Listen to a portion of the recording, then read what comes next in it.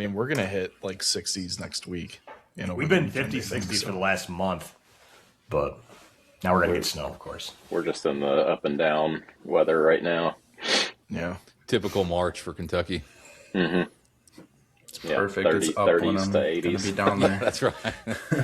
you pack flip flops and your winter coat. Mm-hmm.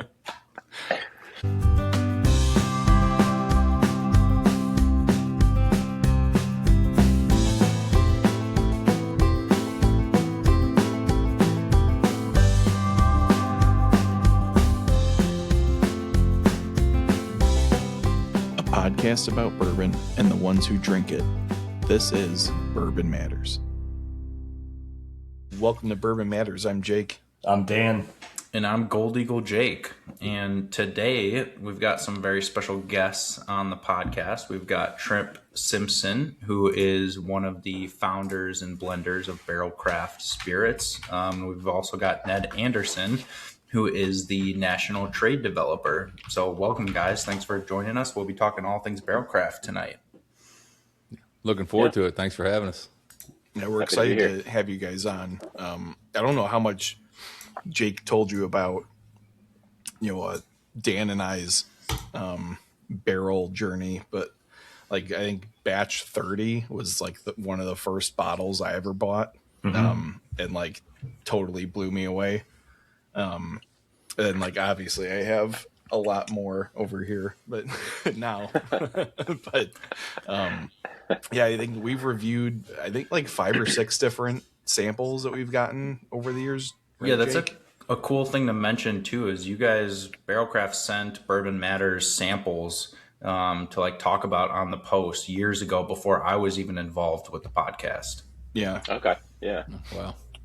Awesome. Yeah, a few different like some of the specialty releases. I think we got samples of. I know Jake and I were super excited about the Tale of Two Casks, Tale of Two Islands, or Tale of Two Islands. Yeah. That's right. Mm-hmm. And I can't remember which one paired with that. Was it? It wasn't Mizunara. No, it was something Moon.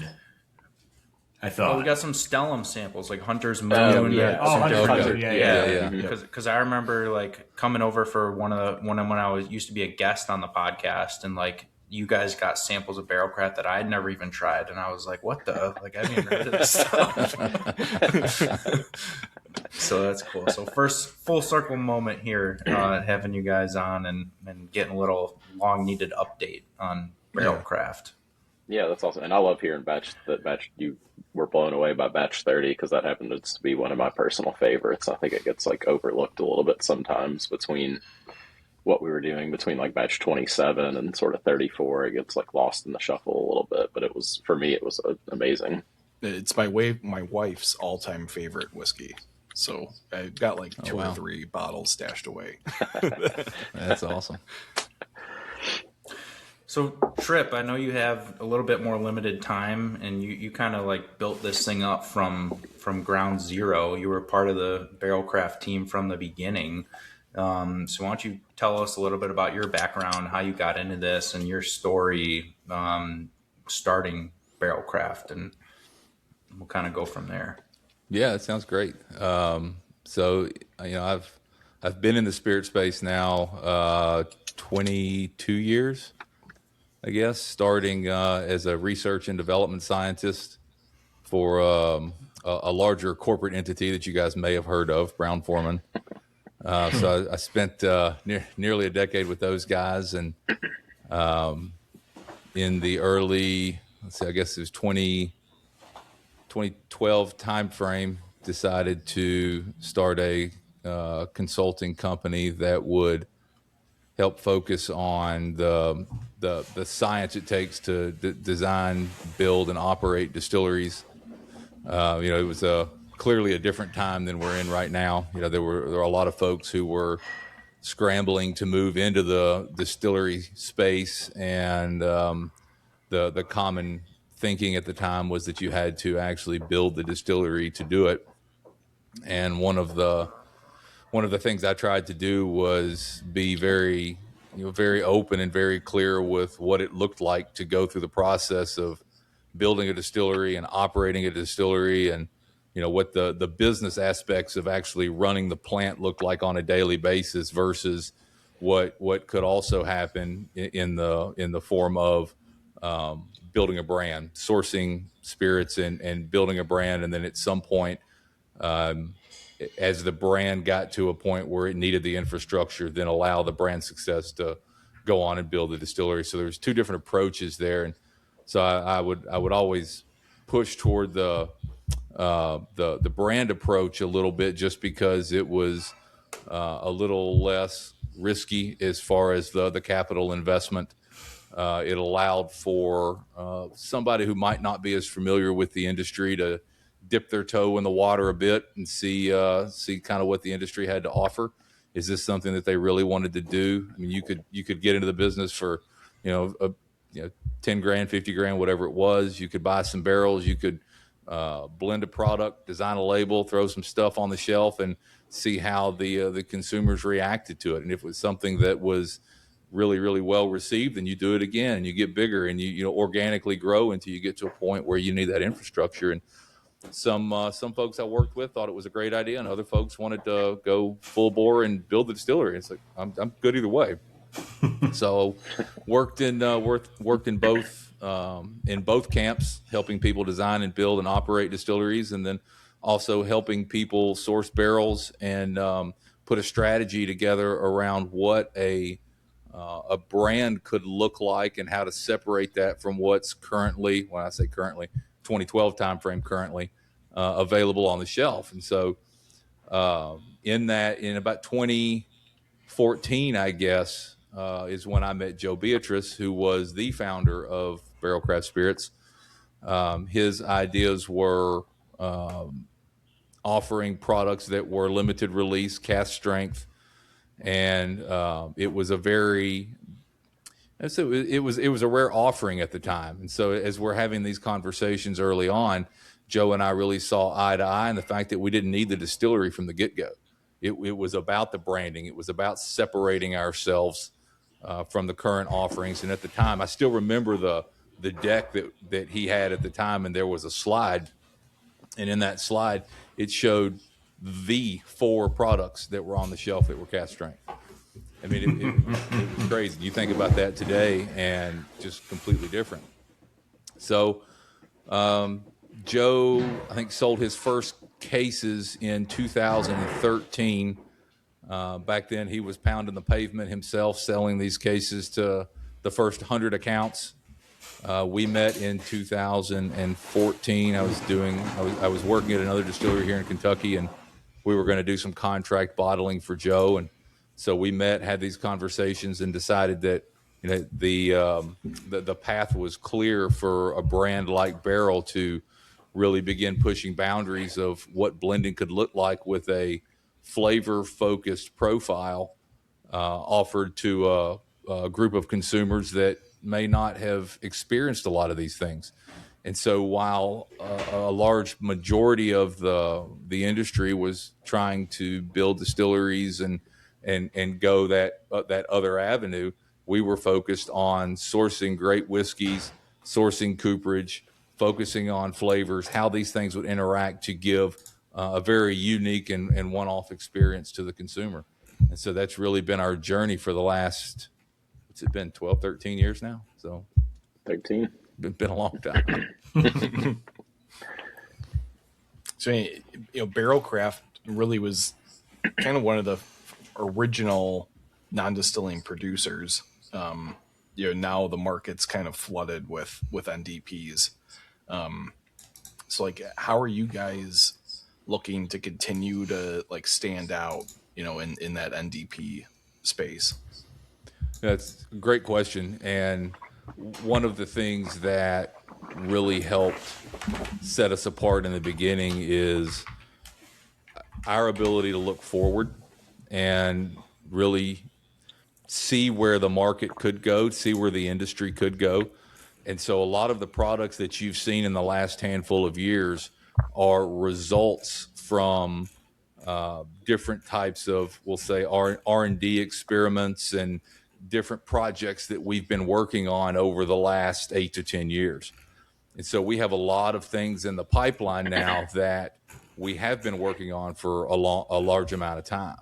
And so you're seeing items come out now that are, 18 to 33 years old that have secondary maturation in many years. I mean, it can be a few years. It can be as much as, I think one of the longest we have now is 8 or 9 years as a secondary matured product. And so you can't produce those things overnight. And, seeing the direction that the industry was going to move and focusing on the experience of the individual who's going to buy and consume that bottle, we have lots of experiments that are happening as we speak that we started many years ago that are going to help us stay ahead of this innovative trend that we're going to see as the market begins to change a little bit. Yeah, it's good to hear. I mean, we talk a lot about how like experimentation is super important, or at least we think so. And Yeah. there's only so many times you can drink just a straight bourbon and just be like totally floored, So looking for those new and interesting things, keeps a straight bourbon, more interesting too. Yeah, and I think we've kind of had the same mission from the start the whole time. We've sort of added layers to what the company is, what the brand is, who the people are, but we've done the same thing, essentially this entire time, which is getting harder and harder to find in kind of the brand space anymore.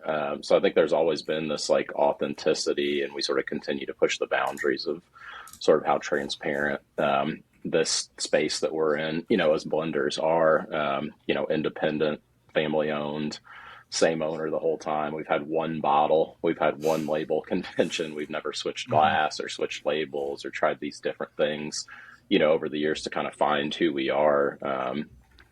Joe and Tripp kind of set out on a mission, and we've upheld that mission, I think, the entire time. And, I think that's been good for the industry in general, as somebody who's been in it for a long time and longer outside of barrel craft spirits than I have been inside of barrel craft spirits. So that's been, great to be part of that journey for about 6 years now myself too. Talking about kind of the experimentation stuff. One of the, when I was really starting to take off and getting into whiskey, some of the most unique bottles I had tried were Seagrass and Dovetail. And it's just, we see, anymore you see tons of different finishes out there. You guys had a couple different finishes you guys decided to blend together. How did you guys decide what you wanted to do to get Dovetail and to get Seagrass? Because for me, like Seagrass is something that I've always really, really enjoyed, and it's pretty unique compared to a lot of other bourbons out there, or rye and stuff out there on the market. Well, I'll tell you, it's kind of the start of Seagrass is kind of a funny story. And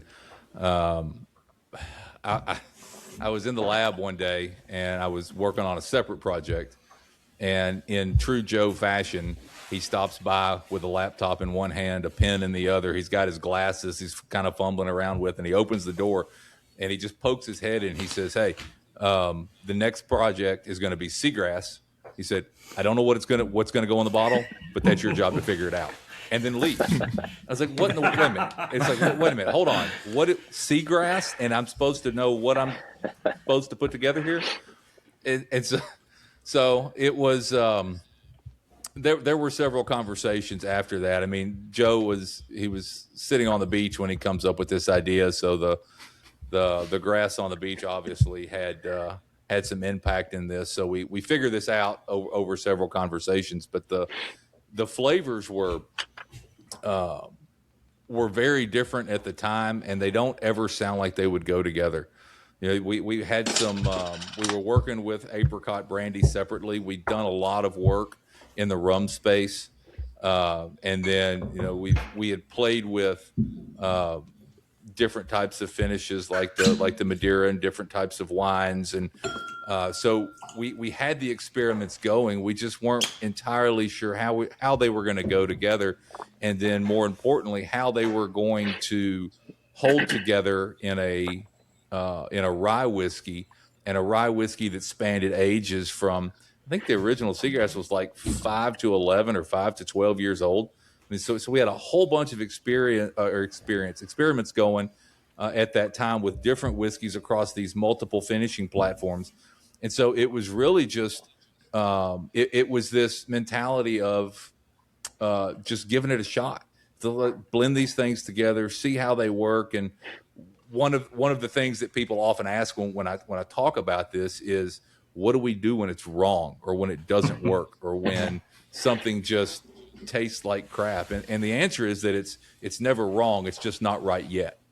And so we'll put these things together, and maybe it doesn't work for the current project, or maybe it doesn't work for where we are in this project. But that just means that we either haven't found the right thing to add to the mix, or the things that we've just put together aren't meant to be together, or at least in those proportions. So it's a constant battle of how we can introduce these whiskeys together in a way to where it's more of a harmonious interaction, instead of this back and forth battle of who wants to own the stage of flavor.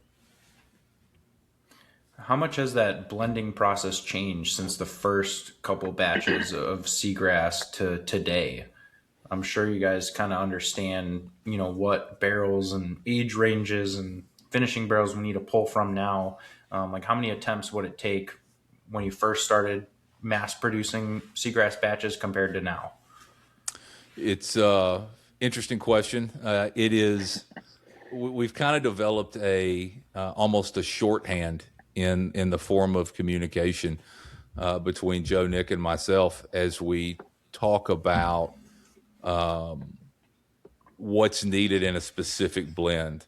So rewind 10 years, and we might be looking for something to balance a blend, but we might not know exactly what the something is. And so we're just going through our library, just trying to figure out what's missing. I like this, but it doesn't work with the blend. What's missing in the blend? And we try to identify certain flavors that we think at the time would work in that blend. And so doing that, over and over, hundreds of times throughout the years, we get to a point where now the conversation is, it needs a Kentucky bourbon that has a somewhat high rye mash bill, probably somewhere in the range of a 5 to 7 year old profile. And so we'll go look for something that specific, and then we'll pull both sides of that variable and work those into the blend and see how they work. So it ends up being a mash bill age, and in many cases state shorthand conversation, instead of, well, let's just run the gamut of the library and see where we land. And you're still obviously tasting and deciding when every blend is ready. There's no method of, we need 5 of these barrels, 6 of these. It's all to taste and approved before it goes out. Yeah, I mean, there's still we still approach it from a mathematical perspective, but we also understand that every barrel that we use is going to be different from every other barrel, regardless of whether it's the same lot number from the same rick house on the same day of production.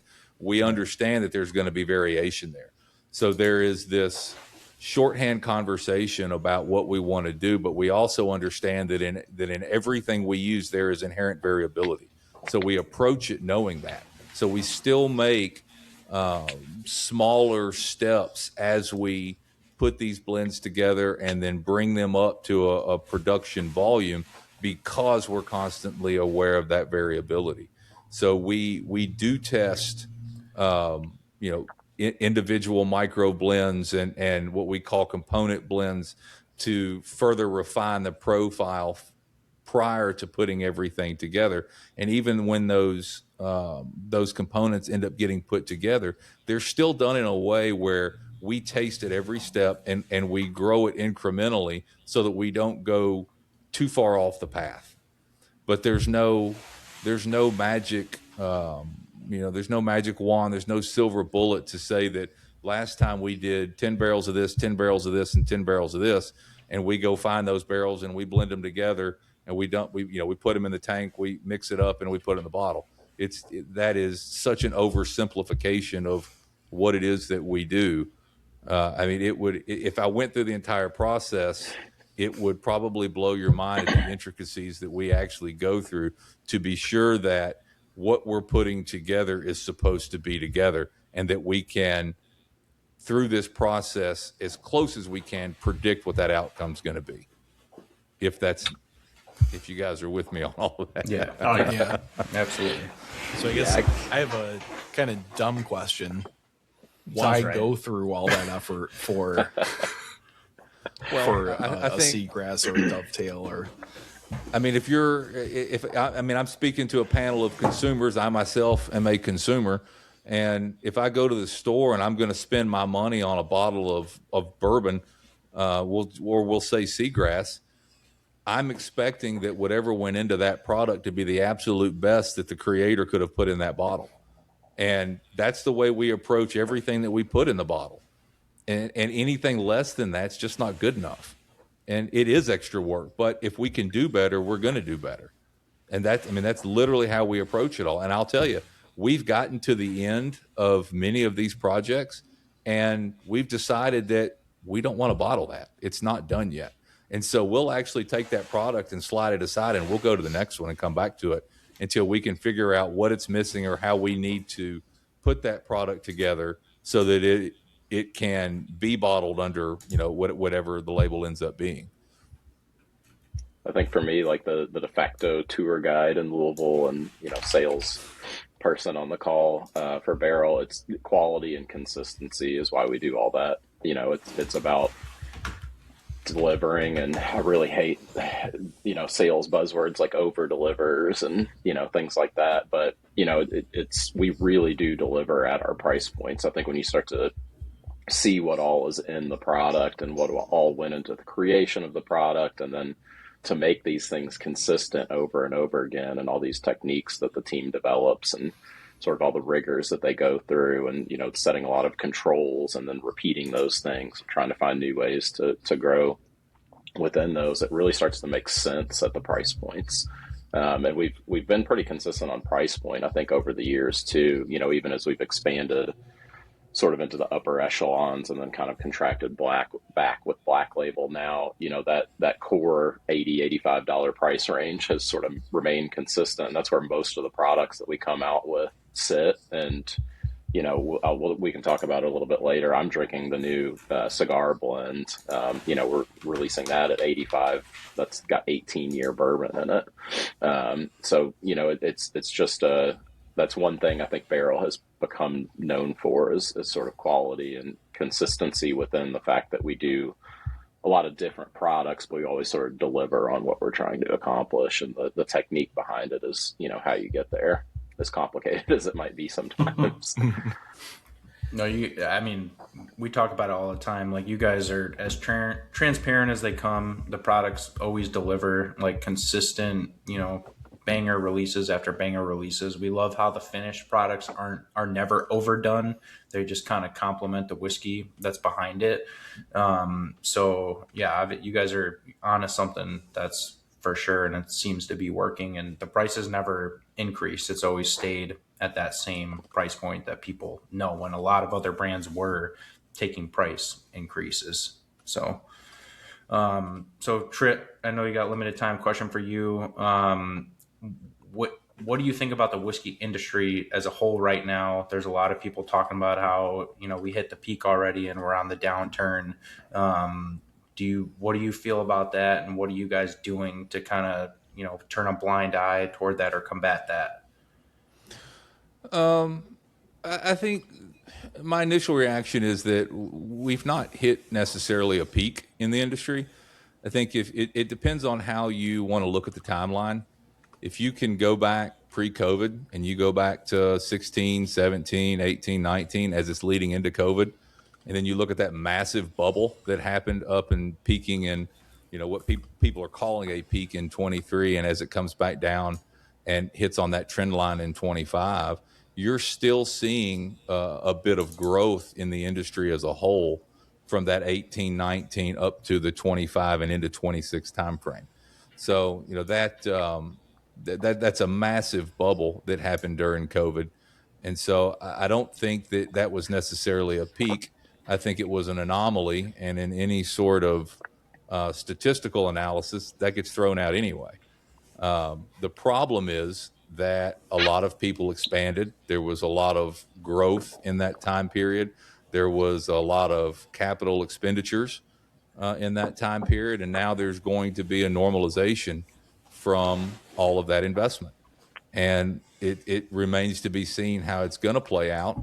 But I think in these types of situations, you're always going to see innovation, right? So regardless of what the industry is, and I think especially in this industry, you're going to see increased innovation because that's what the consumer wants, right? They want to know what's next. They want to know what's the latest and greatest.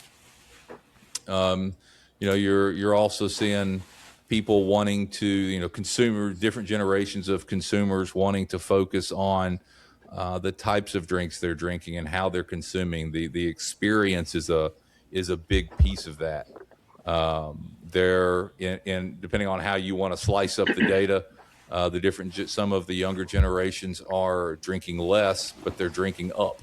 So they want to spend more money to have a better drink or a better product that may include some sort of experience on premise. They want to, if they're going to drink off premise, they want something that is elevated. They want something that has been an innovation to what they've seen in the past. And so, as we move along here, going back to what I said earlier, having a little bit of foresight as to the direction that the industry moves. We've had a lot of projects going on already. And so we're going to have a lot of things coming out over the next couple of years that are very innovative, that people are not just going to be able to go out and source some whiskey in a couple of barrels and put something together. These projects have taken years to set up, and they're going to come out at just the right time as the industry is demanding innovation. So you're going to see more of those things coming from us. Nice. Next time Dan awesome. is preaching some like doomsday whiskey scenario stuff, I'm going to say, well, Tripp said it was a statistical anomaly. So. I didn't say doomsday. I just read reports. I mean, I think there is plenty of, there's plenty of dark spots in the industry. Obviously, we read news stories every day about brands and things like that, and we see a lot of scary looking numbers at the surface, and small declines, big declines, but you also you find those bright spots. It's also the media likes the dark spots often as opposed to the bright spots, so it's just kind of about sort of finding where those are, and there's lots of them I think actually out there in the industry. And to Tripp's point, like there's a lot of really promising data. Like the younger generation is one of the sort of boogeymen for like why people aren't drinking as much, or that they're not, or things like that. And like I said, they want authenticity, brand connection, things like that. They'll pay for the quality, they'll pay for those things. So it's one of those things, like you can grow revenue versus declining volume, for instance, which isn't necessarily a bad thing. So there's definitely plenty of bright spots out there too. It's just, sometimes you got to look for them a little bit. Tripp, I got a question for you, and I hate to keep pounding on seagrass stuff, but I wanted to know if this was like something that you guys planned to do, or just how the design came out.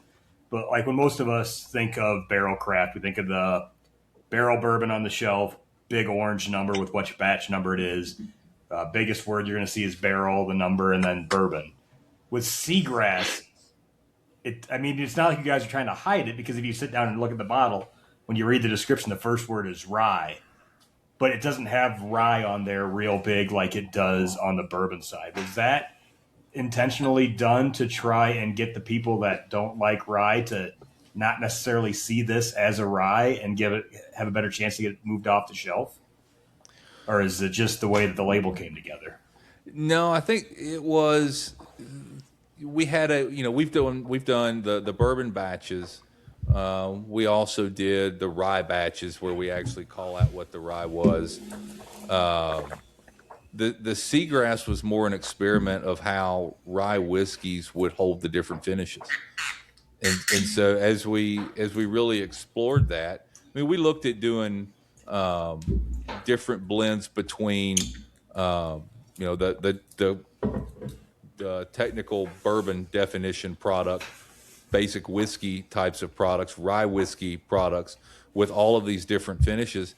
And with those three finishes, the ryes just worked. And so since we already had the name with the traditional style of the label, there wasn't really a great way to put rye in there somewhere. Okay. So if you look at it where it says Barrell Craft Spirits Seagrass, we couldn't really fit, because there's the two lines, right? Mm-hmm. So we would have to change the label layout to get rye in there in a very prominent way. Although it is, it does say rye whiskey finished in, down there in the green, you can see where it says rye whiskey. Mm-hmm. And then on the back, we further call out the rye whiskey and some of the ages as we moved along. So it was really just the focus on the name, I guess is the short answer. I feel like I have heard people say they love Seagrass, and then they don't even realize it's a rye.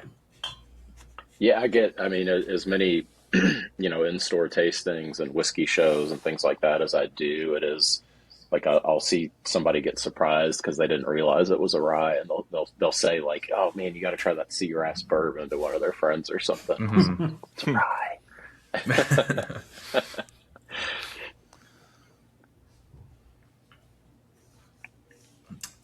Anything you can hint at with all these cool upcoming innovations and projects that are going on? We've got 3 coming out for March, which obviously we can sort of talk about in the second half too. We can kind of dive into those. Not to put pressure. Tripp always if you knows a lot more than I do. You can't say. No, we want to know the secret stuff. Just say things that you don't want on, and that's going to make Jake have to edit things and actually work for once. So you can do that. That's totally fine. Yeah, there's always a lot of stuff going on behind the scenes. I mean, if you can, I don't want to. I'll let Ned let a lot of this out in the next part, but we're always looking for different ways to take different types of whiskey and introduce them to different types of cooperage in order to create a unique experience. And it's not always about an individual whiskey and an individual cooperage. I mean, oftentimes it's about how different whiskeys interact with that same cooperage, or how different whiskeys can interact with, or the same whiskey can interact in different cooperage, and then how those whiskeys then interact with each other. So we've built this flavor matrix over time where we have all of these different whiskeys. They're currently working, and by working I mean they're in the barrels, they're doing their thing, they're in different parts of the rick house, and so the experiments are ongoing. What the magic is really going to be is identifying what's special about each of these whiskeys and introducing them together in a way that allows them to play basically in the same package, where you can pick up a bottle off the shelf and you can have 6 or 8 different whiskeys that have 2, 3, or 4 different types of cooperage in the same bottle, but they interact in such a way that it's very, very complex flavor, and it's the experience where you begin tasting certain elements of the profile, and as it works across your palate, it's an ongoing experience, so that certain things don't overtake the entire flavor profile, right? So you're going to get the different whiskeys, you're going to get the different barrels, and I know I'm dodging the question just a little bit, but what this is doing is setting the stage for the products that Ned's going to talk about coming up, because again, these types of products can't be put together overnight. The individual components have to be put together years in advance so that the product can be basically created in the future when things are ready. So I've actually got a quick follow Yeah, up sounds because we good. can't let Tripp off that easy. I never get to interview Tripp, so this is kind of unique for me, right? So, is there a finish or a type of barrel or a whiskey that we are working with right now that I do or don't know about that you're particularly excited about? Maybe that hasn't been So fully explored yet. I am always, well, I don't want to say it like that. I am genuinely interested in the way that whiskeys interact with virgin types of wood, because it seems there's this, the way it plays out for me is, the whole bourbon process from, the choosing your yeast strain all the way through fermentation, distillation, and your primary maturation. It's this natural process that, all of these bourbons go through to create the profile that comes out of that primary cask. And what's always fascinating to me is how we can take another type of wood and introduce this whiskey to that wood and just add another layer on top of that process, not dealing with anything else that had been in the barrel, not dealing with any potential contamination or anything else that's happened. You have this fresh cask that was built to your specification. And not being a distiller at this point in my career, we're not distilling these products, we're sourcing these whiskeys. So we're starting with what somebody else has created, but what we've done is we've created cooperage to our specifications to then add this specific layer to these different types of bourbons. And so it's not reliant on something that has already happened short of the craftsmanship of the barrel or another spirit. It's literally our specifications for these types of barrels that we can then use for the whiskeys that have already been created. Um, the short answer to the question is,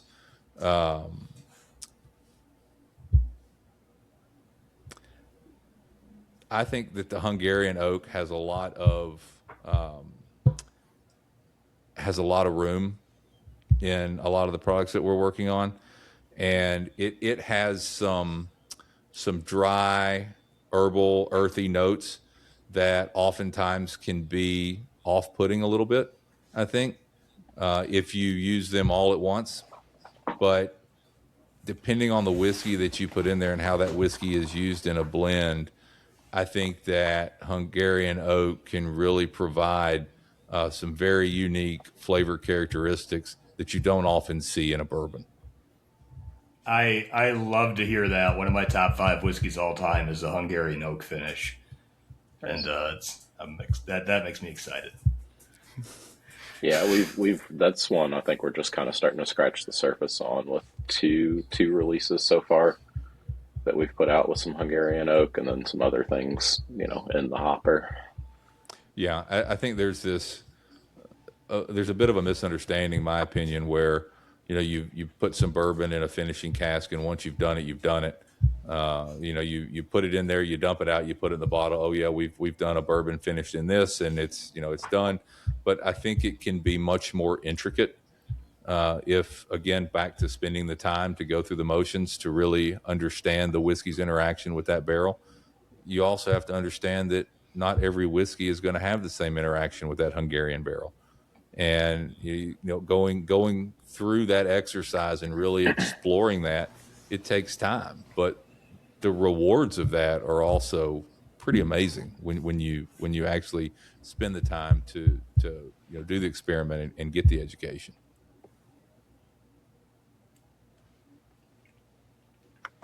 No, it's awesome. Awesome. Thank I you. mean, Yeah. yeah, I mean, you guys, are like essentially a blending house, and you guys do it, better than almost anybody. So, it's good to hear that, you're not just dumping a couple barrels of the same thing and being like, yeah, done, wash your hands, and we did it, And also just to sorry, just to touch on that, one thing that stands out for you guys, in my point of view, is you guys don't do any like wood chips or anything like that. It's all real casks sourced from very good sources. And I think that kind of adds to the reason why all your finishes are so well balanced. Nothing is ever overpowering another. Yeah, I love when I can get somebody in for a tour to our facility, and you see all these different finishing barrels in there, and it's a really good, physical spot, visceral spot to like reinforce that when we say you read all of our things always say finished in, not stay finished or not just finished or anything like that. It's we go to some pretty great lengths to procure some of these barrel types, time, and expense. We firm believers. I think that's the best way to do it. It's the true way, the honest way, the best way. It leads to the best results. And so, you don't see those spirals or those wood chips or swapping barrel heads or any of these other things that, you can do that can lead to good results, obviously, as well, because we see some good stuff out there. But for us, I think it's another mark of quality too, where, if you're buying something like, Cask Finish Series Mizunara was a great example. Challenge to go find, first fill new true Mizunara oak barrel finished bourbon at $85 that has some of those ages of bourbon also in that bottle as well. It's like that wasn't a massive money making project for us. that was we want to do this exercise and put something really cool out there for people to drink exercise. You say that, but I saw some pain on Tripp's face right there. Yeah, those barrels were at the time especially extremely difficult to find, and they cost more empty than a lot of the barrels that we've purchased full.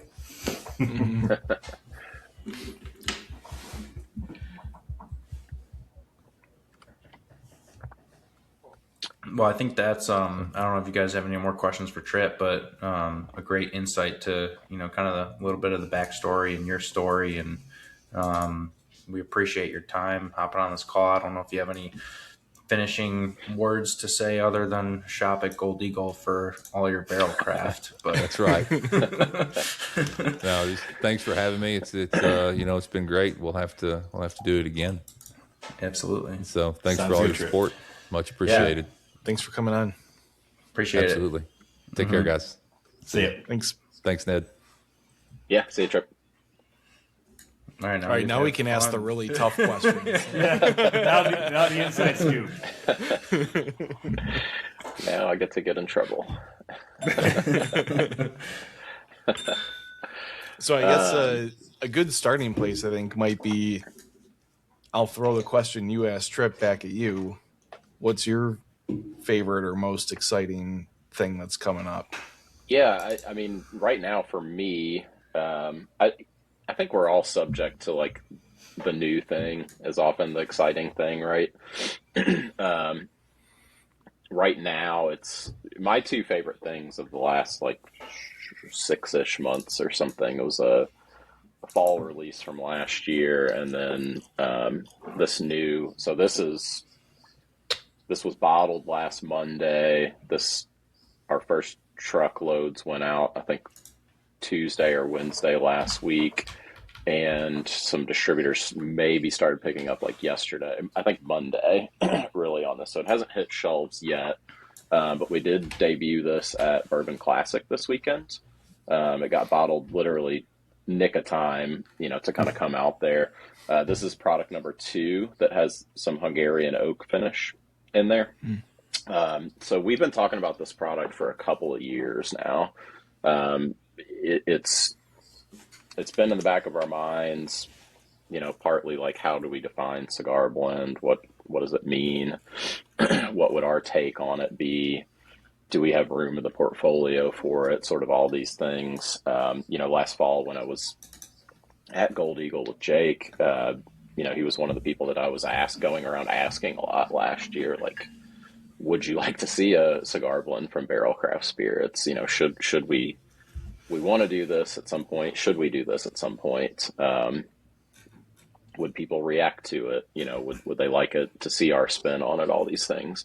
And it was a question I had to ask Nick a lot too, was like, what does cigar blend mean, Nick? What are you going to do with this thing? And for the rest of the team, obviously, as well, a lot of those internal questions, but turned out great. Something I'll have to go back and ask Tripp, because we start talking about this weekend. It probably is our first ever quadruple barrel finished item, sitting with 4 finishes. So it's Madeira, it's rum, it is Hungarian oak and Armagnac barrel finishing, and it's a really cool balance where it doesn't, like, you could put that in front of me, taste it on me. Obviously, I know what's in it, and I've been part of like tasting it, as it's been getting towards the end of blending it into bottling. But I don't know that I would call it out as one of those particular finishes on their own, where it's like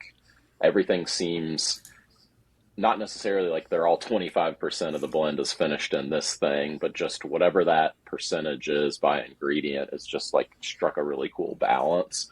And it just tastes like something very nice and very different, but it's not like, oh yeah, this is definitely a rum finished bourbon, or this is definitely like Madeira all day, anything like that. So really cool, especially because we've been talking about this for a long time. And then I'm still in love with that 12-year French oak that we released last fall. I love French oak as a profile. I fell in love with it with wine when I really only gave a care about wine before I got into spirits many years ago. And that's carried through to, some of the French oak finished products that have started hitting the market before and from us and after us. So it was really cool to see like a very French oak finished bourbon from us. And that was the first, we've actually spun that product into a series now that we're calling Red Label Series. So that it had enough good reaction to it. And I think people liked the simplicity of it, where it's like, okay, it's a 12-year bourbon and it's finished in French oak. It's a simple, we like double-digit age-stated bourbons. It's not a complicated finishing regimen. It's just one type of new oak. It's just French, not American. And that's really all you have to know about it to kind of enjoy it. Hopefully you get to taste it, or you buy a bottle to take home and taste, but it's uncomplicated, especially when we can get into some complicated things, as we've talked about tonight, especially with technique. So I think I loved it for that simplistic nature of it, but it has like all of our hallmarks to it as well. And then, cigar blend, I really love the flavor profile. I'm kind of kicking myself for not sending some advanced samples out to you guys for tonight, but I will get some in the mail this week, I promise. Nice. Jake, you'll probably see it soon. Brian's had a purchase order in for like 2 weeks already, and they tried to go pick it up before it was ready. Even with some of the other new March releases. So I mentioned that Red Label series. We've been getting some requests for it.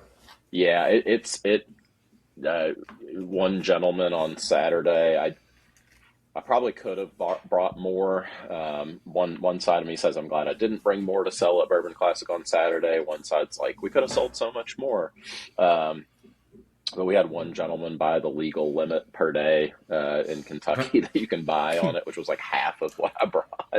But I'm glad. I was really glad to take it out for a test drive. And, we tasted a lot of people on it at Bourbon Classic, and it's a pretty focused audience because Saturday night's like a $240-ish ticket. So like you want to be there and you want to be drinking good bourbon. You're not there accidentally or, because it was a cheap ticket or anything like that. So, to see some good reaction was good. And I think something that Jake and I talked about last fall was like the category, even though it's not legally defined, of cigar blend, cigar batch, humidor blend, cigar series, that sort of moniker, I think still has a lot of people excited. It's still got a lot of potential, sort of to it. So it's fun to kind of wade in there and put our spin on it, our take on it, and sort of see what it is. And then I started getting asked on Saturday night, what does cigar blend mean? And I was realizing, like, I don't have a sales pitch on this yet.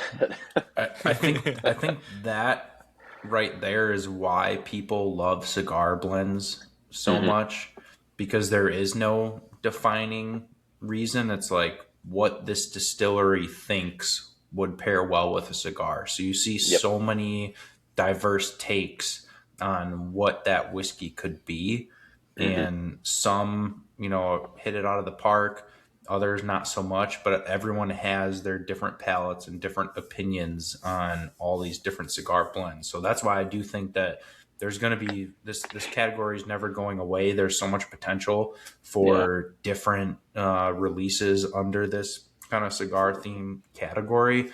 And you guys being how you are with sourcing, blending, and finishing, I think has a lot of people probably really, really interested in what this is going to taste like. Yeah, it's a cool nexus too, because like cigar culture is very old.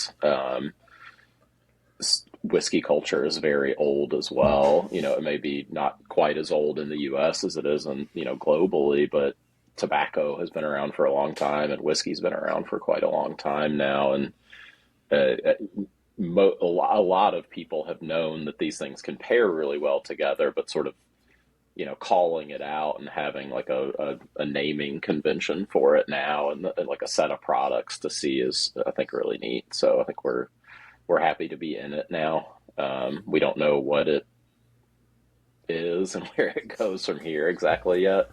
I mean, we've thought about it. It's not like we haven't, but, you know, it's some of it's going to be consumer reaction, obviously. You know, I think the price point's great. It's our standard range. It's $84.99 suggested retail, and it was. I'm glad we were able to do it at the price point too, because it sort of, if not strategically, uniquely puts us kind of under the average suggested retail price for most cigar, humidor, etc., you know, blends out there. So, you know, we hope you'll love it and it'll be your favorite thing ever.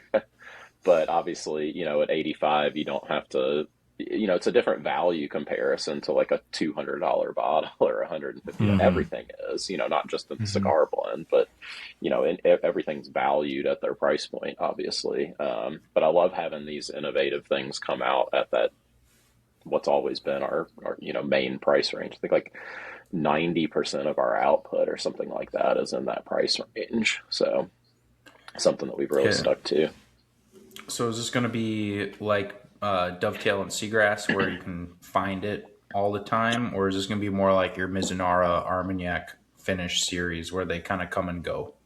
Yeah, so I think this is a good time to talk about okay, to answer that question so I don't get lost in what I'm about to say. It is not going to be like Seagrass, Dovetail, Vantage, etc. Probably more akin to like our batch, barrel bourbon batch number, etc. We're on 37 right now. This is probably like a once a year thing. This first run was 2,000 6-packs. So not massive, you know, a decent size release from us, but not for, you know, allocated releases as far as that goes now.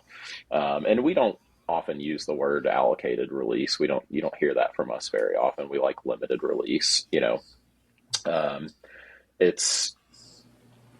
We don't want to do this too frequently. It wasn't easy to do, as I understand it. But I think the biggest thing is we can't probably do this profile again. So it kind of leaves the door open to being like an annual release, like our batch bourbon, where it might be a similar mantra, you know, or thought process behind what it's supposed to be. You know, a very balanced thing of, you know, maybe we stick with the 4 finish thing. I'm not sure.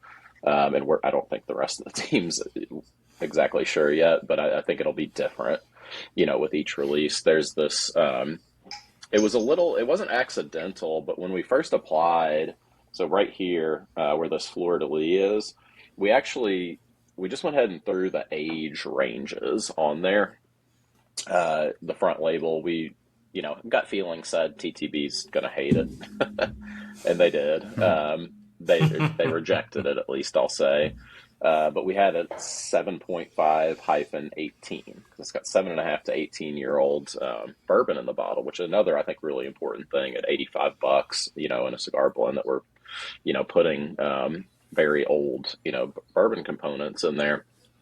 So then we were like, okay, well, we got this little black space on there. What are we going to do with it? And we had a whole sheet of different images, I guess I'll call them, that would go in there. We sort of settled on the fleur de lis. It feels kind of cigar-ish, symbology. It's the symbol for Louisville, so it's kind of our home, obviously. But that thing, I think, is where we've left the door open. That the next thing will probably not be a fleur de lis there, so it might be some other thing. I have this idea in the back of my head that maybe people will talk about the fleur de lis cigar blend or something like that one day, when we're all old sitting on the front porch. But yeah, I think somebody whips it out and everyone's like, whoa. Okay, yeah.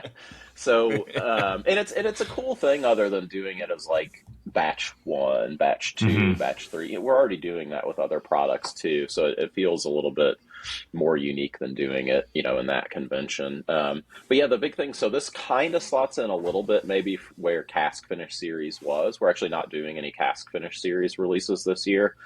TBD on whether we bring those back or not. That was, twice a year, 2023, 2024, 2025. So, totaled in 6 releases for Cask Finish Series.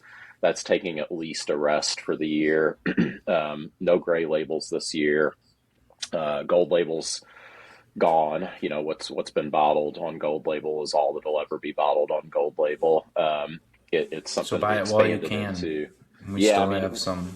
It was great with the pandemic to be able to expand and really like stretch our wings a little bit on like what we could do with liquid and price point, and like if we're going to do 18-year-old bourbon in the bottle, 17, 18 and only that, or get up to 25-year whiskey in the bottle for Dovetail and things like this.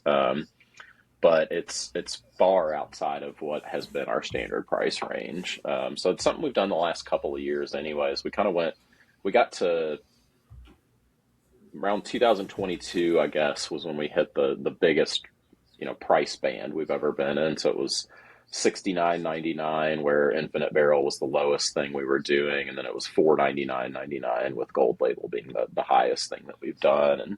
And today we are $49.99 to $199.99. Everything fits in there. It's a $150 range. It leaves, a couple of distinct price points within that where we can release products, and it leaves us some room to put some ages and some things in there and actually make a little bit of money so we can keep doing it, over and over again.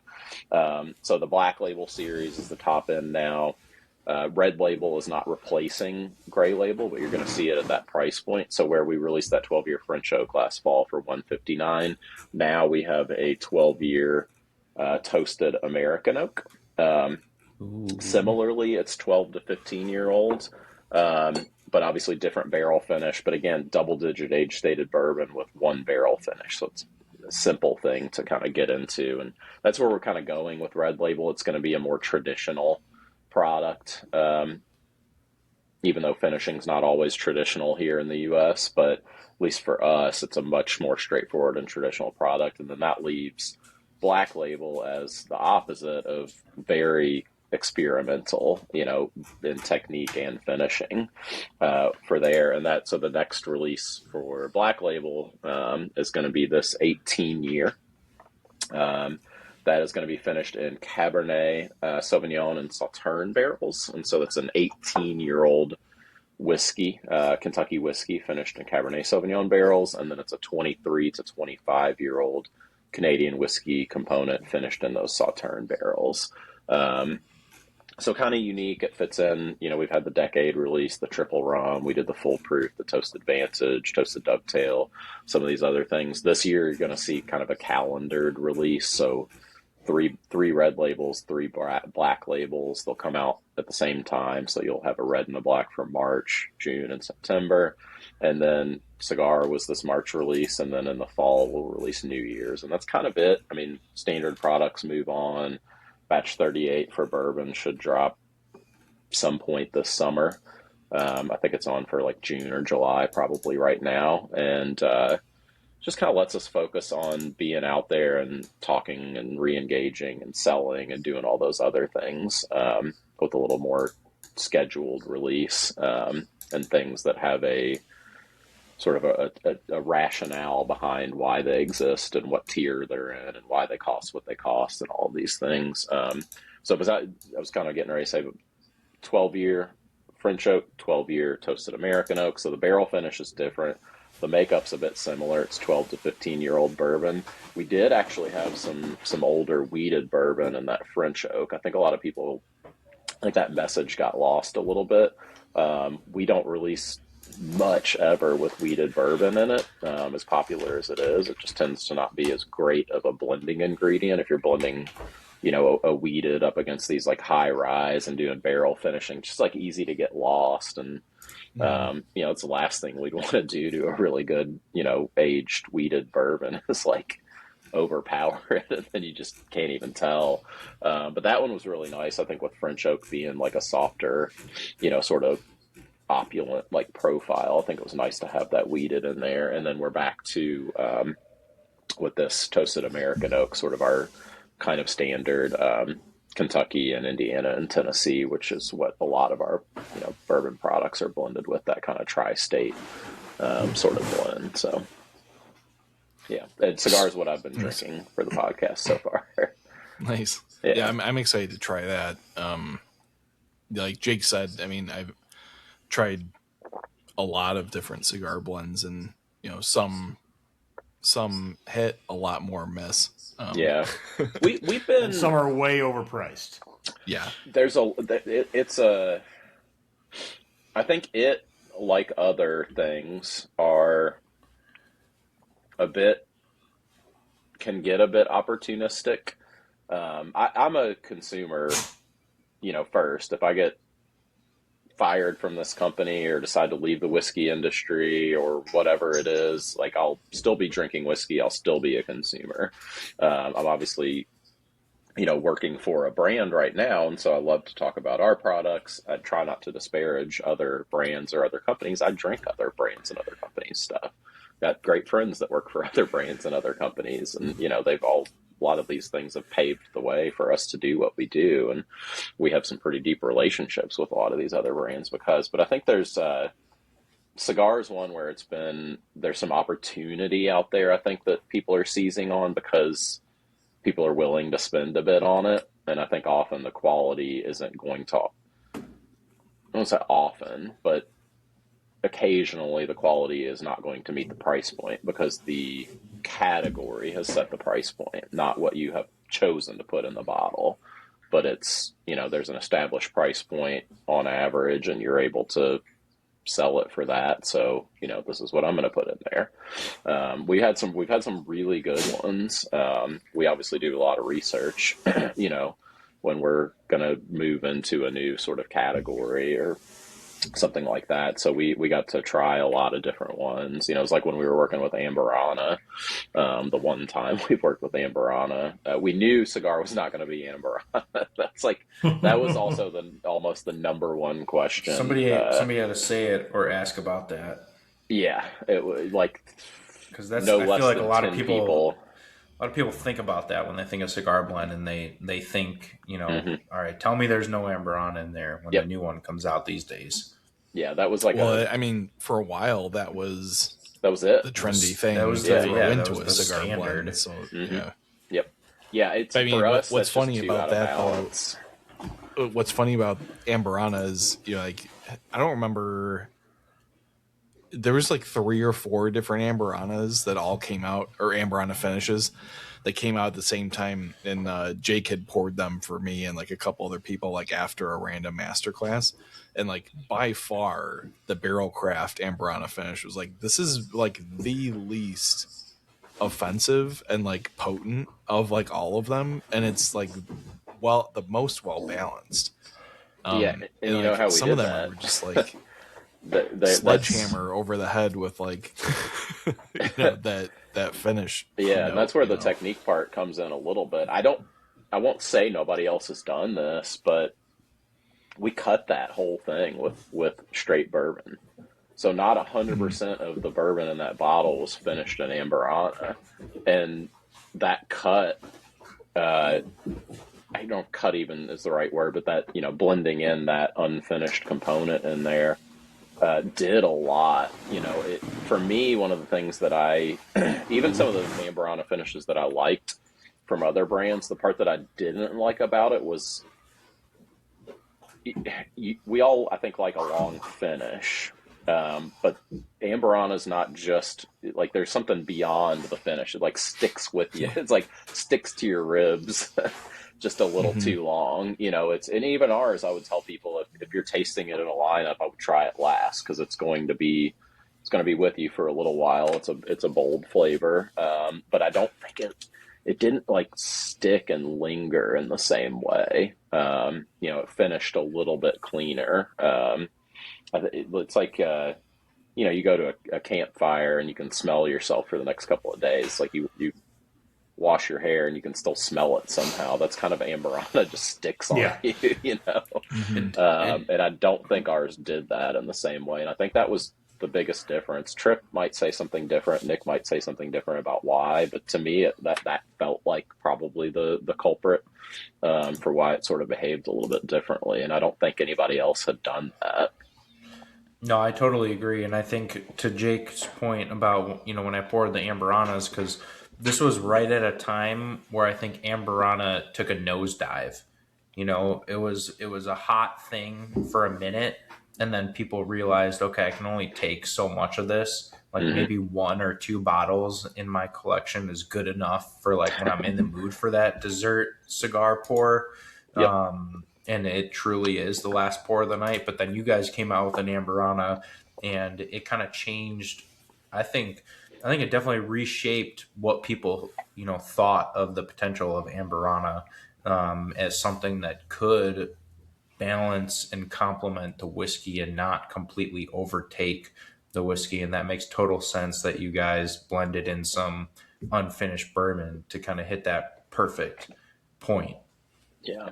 It was neat. The barrels are really cool, and it's another thing where we, true barrels, those are, I learned a lot about Amberana wood, which isn't a non-oak species, but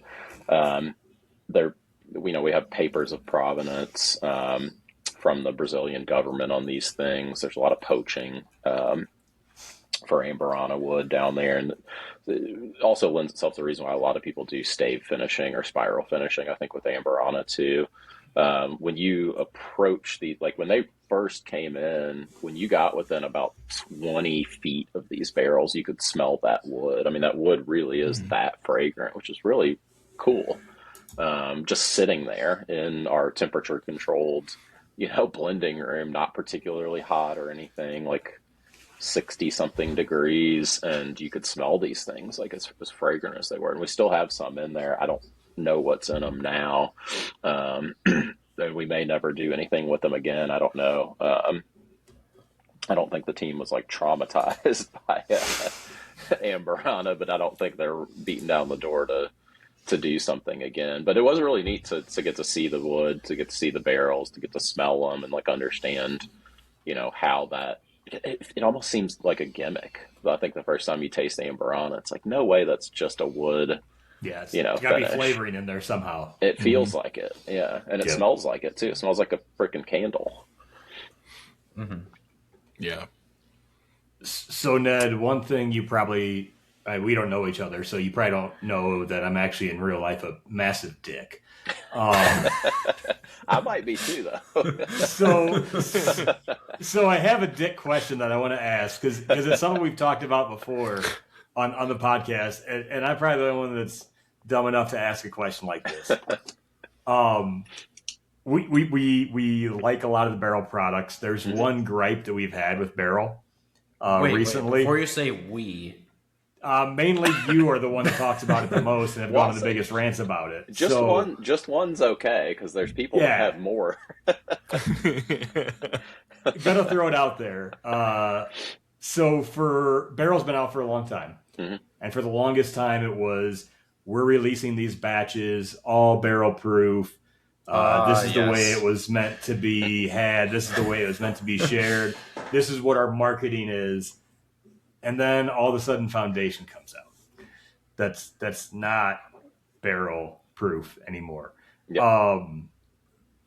So I guess what led to that change of putting a lower proof whiskey out there and kind of getting away from what a lot of us early on with drinking barrel were really used to. Yeah. So I think I never stumped know. him. Yes. No, I'm trying to think where to start with this. So I never know until a thing is like ready to be talked about to the sales team. As I've been with the company and Joe sort of trusts me more, I think I get to hear more, advanced of like when things are going to be coming out or when we're getting serious about doing a new thing than I used to be, So I don't know how long this idea for what Foundation became has like been rattling around in whoever's heads they were rattling around in.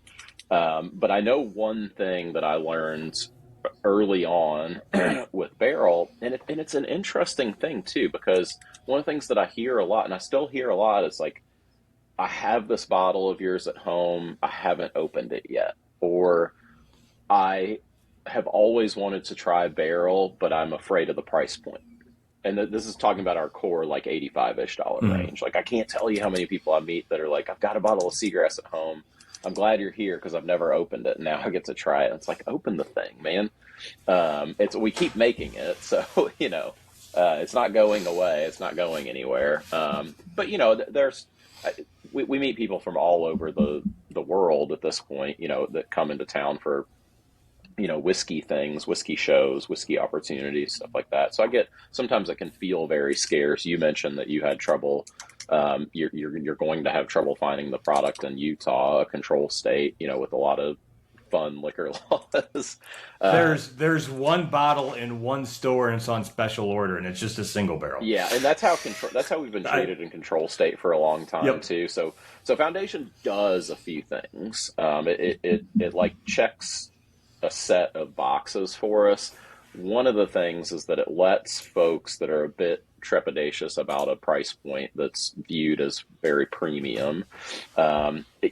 This is where I say it's kind of weird because we've stuck to that price point and we've watched so many people just freaking blow way past us, even with like, I'm going to enter the market with my first 5-year release and it's going to be $125, but for whatever reason, people still seem with us often like that price point feels scary. I think because it's sometimes a little less simple what we have on the label and what we have in the bottle, right? they can more instantly get the other thing. So obviously adding water helps lower cost. We've always known this. We just never wanted to do it before. And there was a lot of back and forth on like, are we going to do this?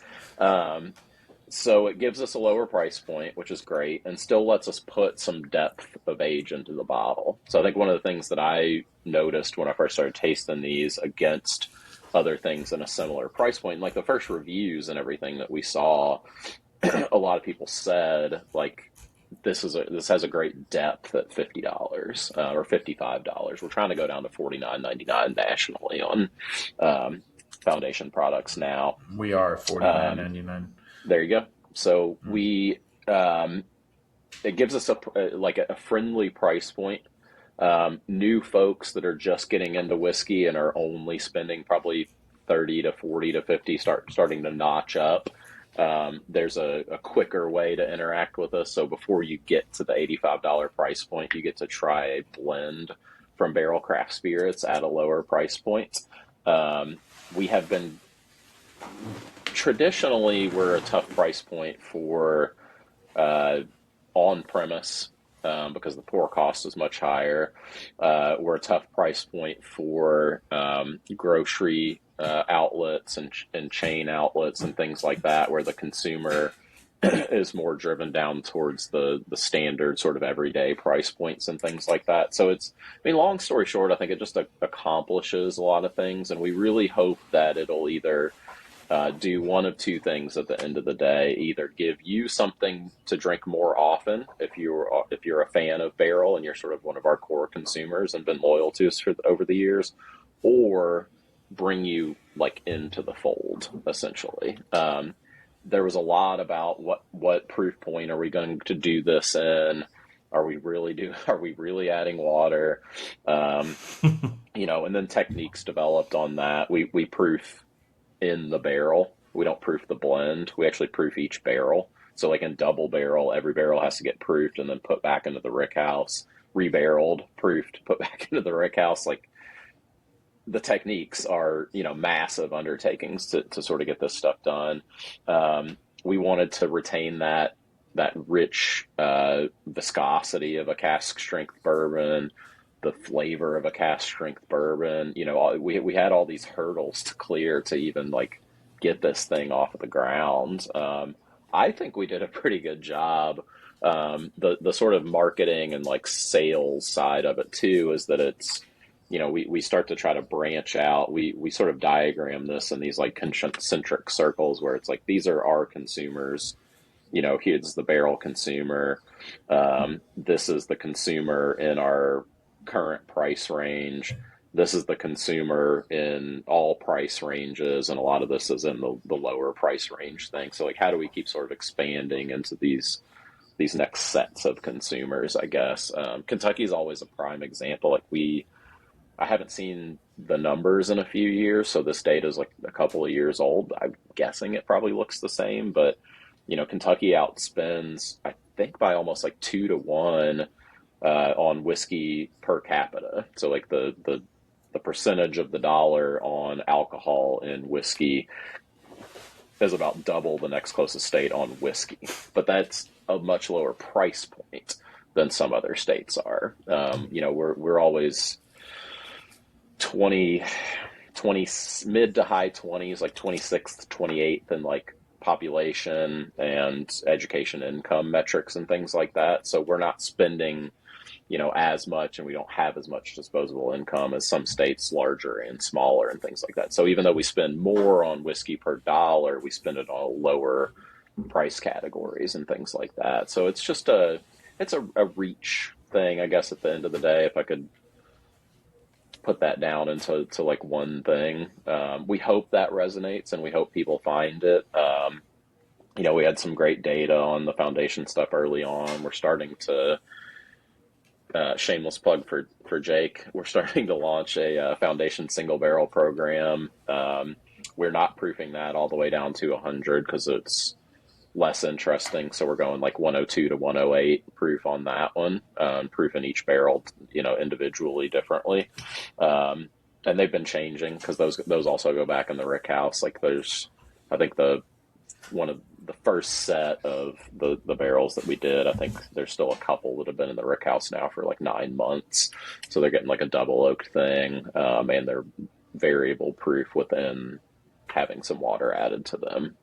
But yeah. Nice. If we're beating you up on the low ends, now I'm going to beat you up on the high end a little bit. Yeah. So I think it was 2 years ago that there was a master class at Gold Eagle with only gray and gold label pours. And like, I think the resounding consensus was that the only one that was worth the price point was the gray label Seagrass, which I'm actually drinking tonight, and I can attest that it is actually incredible. Yeah, is that the 16 year or the 19? Yeah, the 16. Yeah. But like, yeah, I guess if there's one that were to continue in perpetuity, the gray label Seagrass would be, the one I think to stick with. Yep. Well, you said no more gold, right? And gray will continue, but it just won't be as frequent. Yeah. So, and gray's kind of evolving a little bit in a sense. I think what I like about this red and the black label series, and not that I disliked this about the gray or the gold. Gray and gold were based on existing products, and red and black are not based on existing products. They're like, there's a Red Label needs to be a traditional double-digit age-stated bourbon with a barrel finish that lifts the blend. You can do a lot within that. Black Label is our oldest and most experimental blending and finishing. You can do whatever the hell you want in that moniker. The thing that was tough and what drove some of the price points with grays and golds was that it was existing products. So like we had to move from being able to blend like 6 to 11 to 13-year-old rye for seagrass to go to like 16-year-old and 19-year-old, and then go older if you're going to go to gold, you know, up to 20-year. And you get we don't talk about it like other brands do, but you know, you'll hear, you know, you might have heard Fredno or Jim Rutledge or, you know, Brent now talk about these things where like Four Roses released that 20-year single barrel, you know, years ago. And like, certainly if they had 20 barrels that they were going to do, they probably popped a couple that were like empty or had like a couple of things in them, you know, and you have all these taxes, you know, calculated on proof gallons and things like that with barrel entry and all these things. And, you know, they're accumulating, accruing, you're paying it. And Jimmy Russell used to talk about their, you know, monthly tax bill that they were paying, you know. So there's costs in there that don't get talked about a lot that get baked into like how you do a product, and yields on old whiskey is a killer, you know, on those things. The part where we got handcuffed and where we had to like establish pushing these price points was that, you know, because they had to exist on these things, it couldn't be opportunistic with the blending or the finishing. It had to fit that range where it's like you just have to push the age up and up and up on those things. One of my favorite products we've ever done was the Gold Label Dovetail, and we only ever did that one once. We did a couple of bourbons, like we did 2 Seagrasses, we did 1 Dovetail in the Gold Label. I'm sad to see that one go, and we only ever did it like once anyway. We did some stuff in the markets too to sort of help retail partners and distributor partners. We put some money out into the markets to help bring some of those prices down, to kind of move through the ends and bits and pieces of them and things like that. Jake's been able to run some cool pricing stuff, you know, up at Gold Eagle, and some of our other, you know, great retail partners out there have. With Gray Label, you know, we did 19-year for the Seagrass when we gave it a rest for a year or so, and then we brought it back out with a 19. We haven't released that in a couple of years. Gray had always been a 15-year for the bourbon. The last release was a 13-year, but we also put up to 18-year. So it was just 15 before we went under, but also, you know, sort of went higher with it. So I think now that we don't even know what we're going to do with Gray Label or which years we're going to release it, we can be a little more fluid with it, and we don't have to sort of look at some of those price points in the same way. Also, you know, Gray Label, as it's come back out, has been $159 and $199, whereas, you know, $249 when we initially did that. So a lot of this is like meeting the consumer where they are a bit too. People aren't obviously wanting to spend as much on those top end bottles. I think there's still some of the brands that people, I know there's still some of the brands that people are chasing down, and, you know, so the antique collection and things like that, obviously, where these price points are getting higher and higher. But like, I think even, this isn't like a disparaging remark, but I think even like we saw it with like the Weller Millennium and stuff, like people aren't wanting to spend these exorbitant prices. You know, it's just, I've never tried it, so I can't disparage it at that point. Like, I can't put a value on it because I've never tried it. I think it's safe to say it's probably not worth $7,000. It's high. That's high, just a shot in the dark. I've never had it either. I'm just taking a stab in the dark. I've never had a whiskey and thought, I'd pay $7,000 a bottle for this. It feels to me like if I'm ever going to be the person that pays $7,000 for a bottle of alcohol, it would probably certainly be a crazy aged single malt or something, you know. That feels more worth it, I guess. At that point, but I think it proved that there are caps to what people want to see within brands. It's not just if you build it, they will come. And Yeah, I we think want to, and we don't want to be that. We don't want to be a problem for our retailers, our distributors, our people. Also, I think one of the things we found too that we didn't always love is and it probably happened more with our regular stuff where I've already mentioned that, like, I'll meet those people that say, "Oh, I got this bottle of seagrass at home. I've never opened it. I'm so glad you're here with a sample and I get to try it."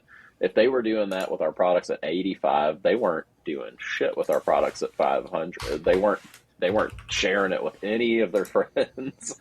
They might not even be sharing it with themselves, and we don't want trophy pieces. I mean, we hope that you love a product. Like, great to hear that batch 30 was your wife's favorite, bourbon ever. Like, that's a different type of trophy piece. That's just something that you remember and sticks with you forever versus, like, it's never being opened and it's just sitting on the shelf and collecting dust. That's, I think, what we don't want. We've obviously put a lot of effort into procuring and finishing and aging further and developing techniques for blending and doing all this stuff. So then, like, have it never be opened is just kind of like, but why?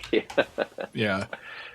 I mean, I've got bottles that I haven't opened yet. I like to always say yet, on those things. I've got some wines that, from my restaurant days and my distribution days that I haven't opened yet either, but I'll find a cool occasion or a cool group of friends or something to open these things with, because they are better, I think, when they're shared. Mm-hmm. Yeah, I mean, now that Dan's not living here, I find myself opening more and more bottles. But You drink more because you miss me. I don't know. So Dan had I hate to say it, but a good question about the low end. Jake had a good question about the high end. Mm-hmm. I'm going to kind of meet in the middle and let's talk about single barrels, because for a while you guys were offering, all these different finishes, all these different types of whiskeys as single barrels. And I know this is probably a you and I conversation and something that could happen, but it seems like I don't see many single barrels from Barrel Craft, not nearly as many as there were a few years ago. Has that kind of been like pushed to the side a little bit because you guys are focusing more on blending?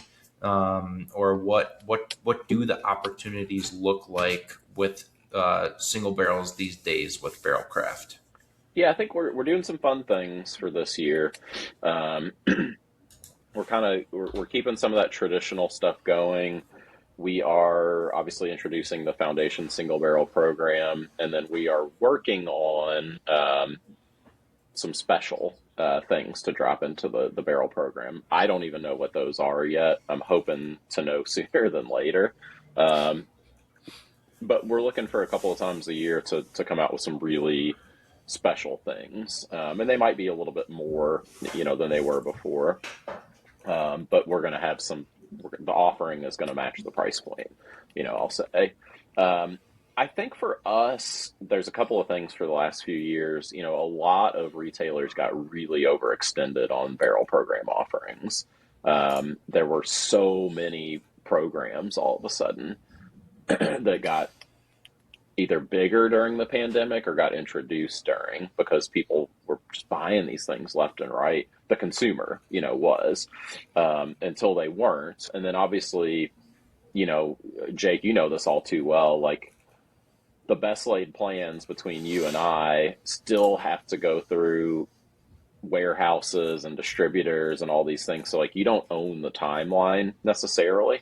You can put in as much control as you can. But I think obviously a lot of times people were buying these barrels and then they would take longer than you thought to come in. And, you sort of got stacked up. And as the spending tapered off, you just found yourself with like a lot of barrels.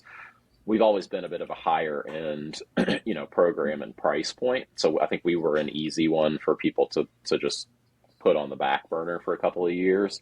But we're seeing a lot of great interest again. One thing I've tasked our team on this year is really reaching back out and re-engaging with bourbon and whiskey clubs across the U.S.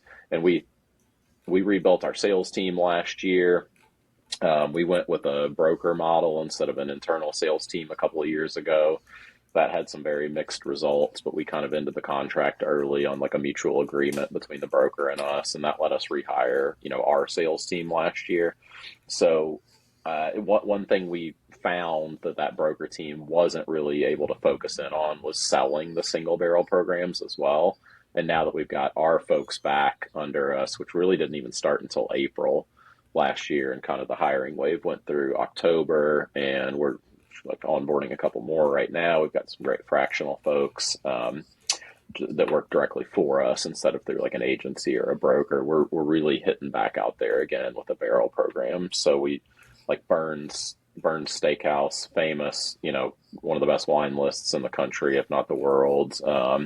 Used to be a pretty regular partner of ours for barrel programs. They hadn't touched it in a couple of years. They just picked up 2 barrels from our new-ish Florida person that started last May. So we're getting back out there.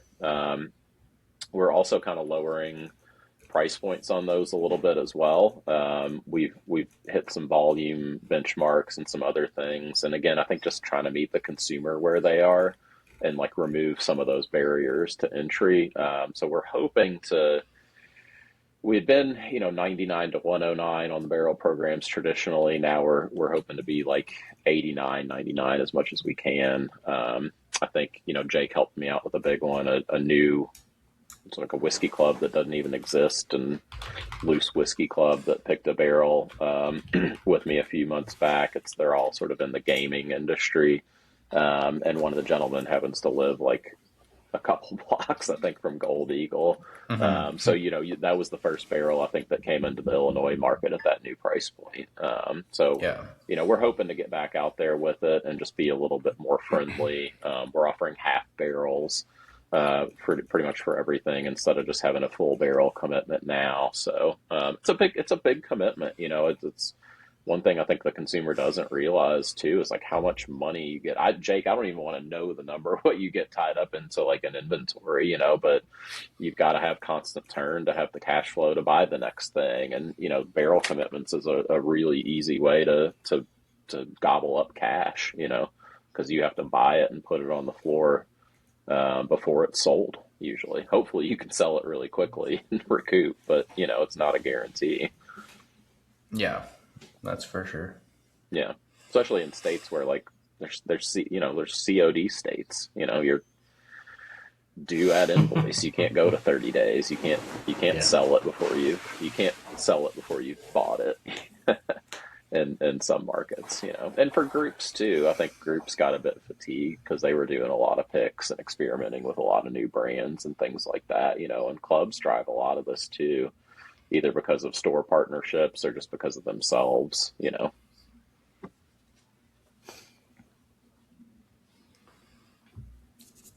Nice. Well, Ned, any other things, you got some time here yet? Any other things you want to talk about or we haven't touched on yet today with Barrel? Besides, one of the things we always talk about with Barrel Craft Spirits.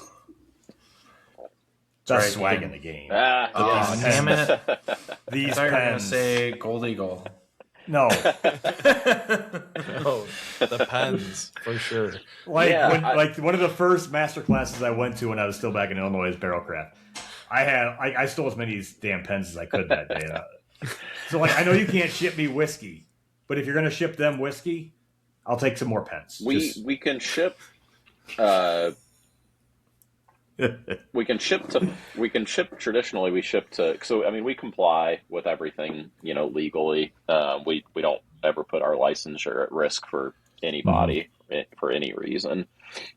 Traditionally, even in sometimes, not always in control markets, we're able to ship to FedEx locations. We can't sell products, but we can ship tax-paid samples and things like that.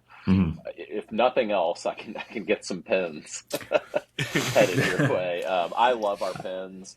I like the Stellum ones. It's a mind warp too, because you think it's going to be. This is the Stellum one, and you think it's going to be blue ink, and then it's black, and you're like, oh, but okay, well that's good because like not everybody likes seeing blue ink.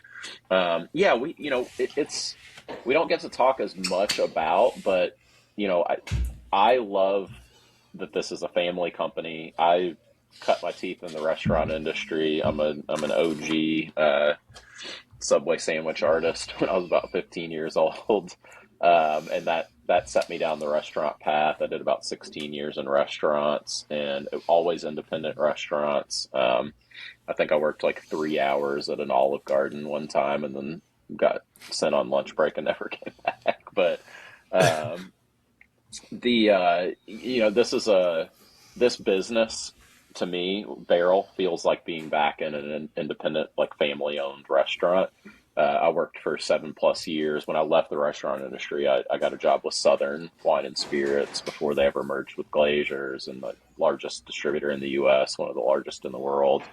And, big corporate machine, not downgrading them. That's just what they are. They're a massive, and they're a family owned company, but they're huge. So Barrell feels back to me, but the where I'm going with this is that, like, this is Joe's family that selects these things. His daughters run marketing and design and all these other things we do. There's four of the five, of his family unit work for the company, and they're the ones that select this merchandise, design the labels, pick the materials, do all these things. And I think a lot of that is to mirror the fact that we are about quality and consistency, and that has to show up in a lot of other things too. Love it because it gets me really cool stuff to wear also. Like if we're going to do, flannels, we're going to do really nice, durable, great flannels and things like that. So yeah, I'm a big fan. I think I have like 12 pins in my work bag. Cause I'll lose them or I'll give them out, or, I'm almost offended when I like put them out on tables and people don't take them. So I'm like, did you try writing with that thing? Yeah. No, because I think the first one I went to, there was pens, there was the paper pads, which I think I went through my last one. The dog toys were out for everybody. Dog toys. My dog loved the dog toy. Yeah, we actually.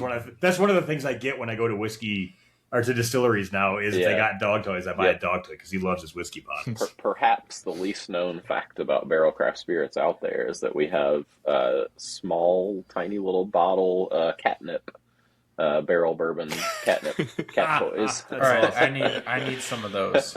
I can make that happen. I need some of those. I've never seen those before. Yeah, I mean they're like maybe an iPod case, probably smaller. Yeah, you need to send me some of those. Yeah.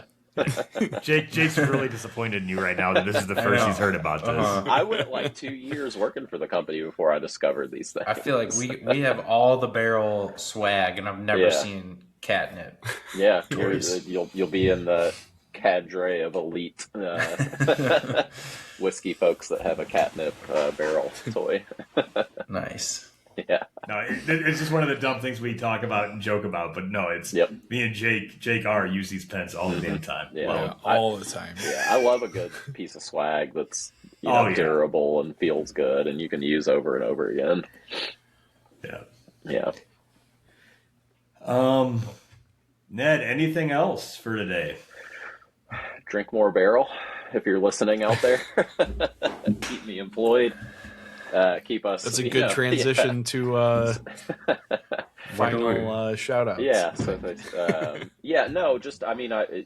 for having me on. It's great to be able to kind of like tell the story, spread the word a little bit. I think we don't being a small company and a small team working with smaller budgets, because we put most of our money into the whiskey and into the finishing barrels and all these things that we do.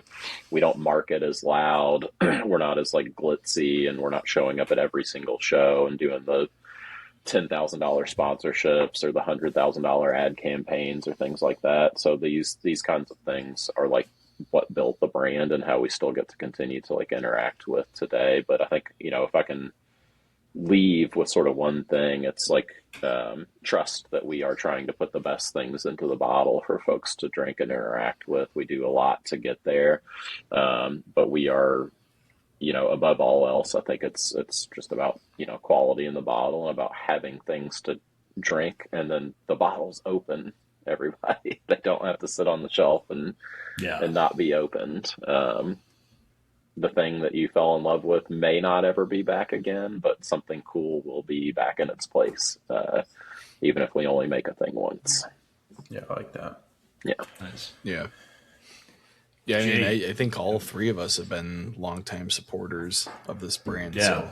So, like I said, it's one of the things that really like kickstarted my whole whiskey journey. So Yeah, we got introduced. Me and Jake got introduced early in our sampling and trying around, and I think Barrell was probably like the first expensive bottle I had bought, and that was way back in the day at Sam's place in Marengo before we knew Jake.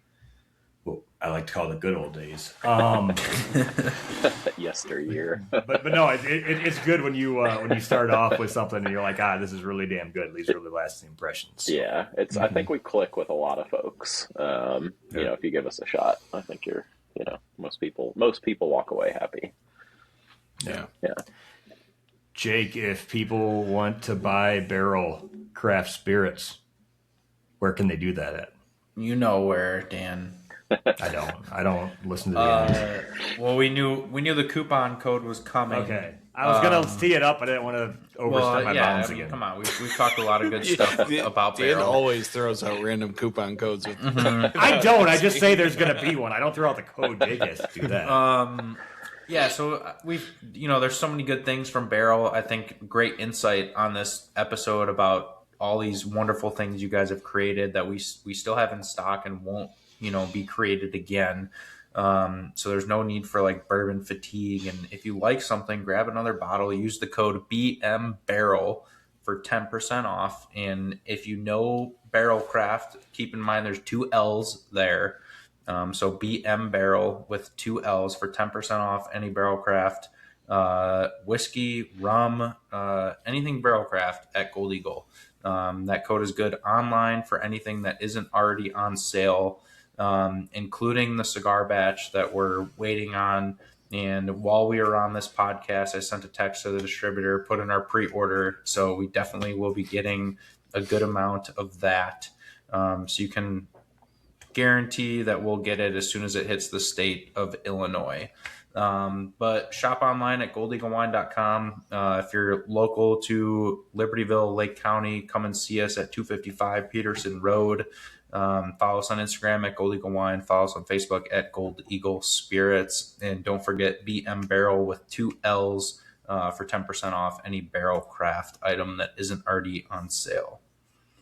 And even if you aren't local to Lake County or Libertyville area, make the voyage out. There's a couple hundred bottles you can try on the back bar.